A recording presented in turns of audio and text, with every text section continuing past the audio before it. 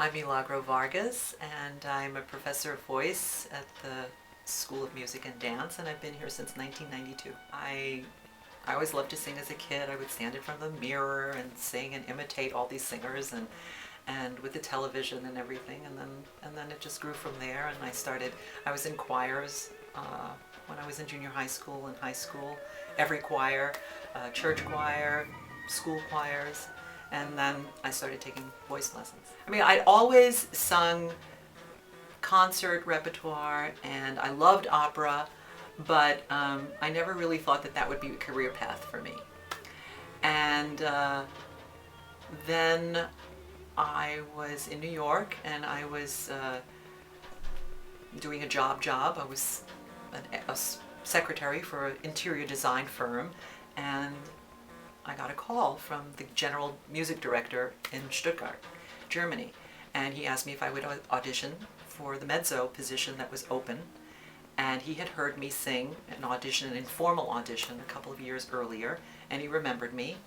So I went and I auditioned, and that's how I ended up singing opera in Germany. I've sung in Russia, at the Kirov, and at the Bolshoi, which was wonderful, and both of those, it was great to sing in Russia. Paris Opera, Italy, just throughout in France. Of course, I've sung in Carnegie Hall several times, and I loved singing there. I sang in Carnegie Hall before the renovations and after the renovations, so it's kind of interesting. It has such a legacy, and there's so many great artists who have performed there, and it's the most beautiful hall. I've heard so many concerts there, so of course that's one of my favorite places to sing. But I think mostly about the music that I've sung, and the pieces that I've sung, and the great pieces of work like the Bach B minor Mass and Beethoven's Missa Solemnis and all of the big Mahler pieces that I just adore. I remember singing the Bach B minor Mass and thinking, well, if I die today, that's just fine, because that's all. It's such a great piece. You're never at the end of your goal, that as you get older, you're constantly asking questions. You're dealing with music that was written by, in many cases, by geniuses. I mean, being able, like I said before, to sing the music of Bach or Brahms or Beethoven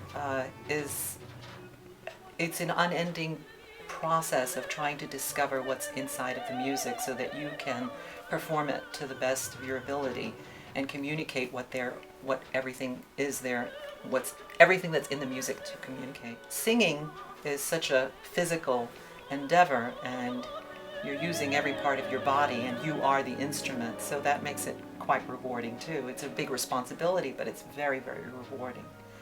And communicating, so as a singer, you're telling a story pretty much every time you get up to perform, and that's challenging and wonderful, and I love doing it. Oh, well, I was a soloist for the Penderecki's Credo, and we did the world premiere here with the Bach Festival. That year, or the following year, however they do that, that recording won the Grammy, and I was one of the soloists. Well, right now I'm working on a recording project, which I'm really excited about. I'm doing Yiddish songs. I love Yiddish folk music, and I love folk music in general, so I'm concentrating now on Yiddish folk songs, and that's been very challenging, and then eventually I'm going to do a lot of different folk songs to fill out this album. And then I'm also doing a recording project focused on the music of Josephine Lang, a German composer who lived during the time of Mendelssohn, and she's a woman composer, and she's not very well known, so I'd like to bring her music to light.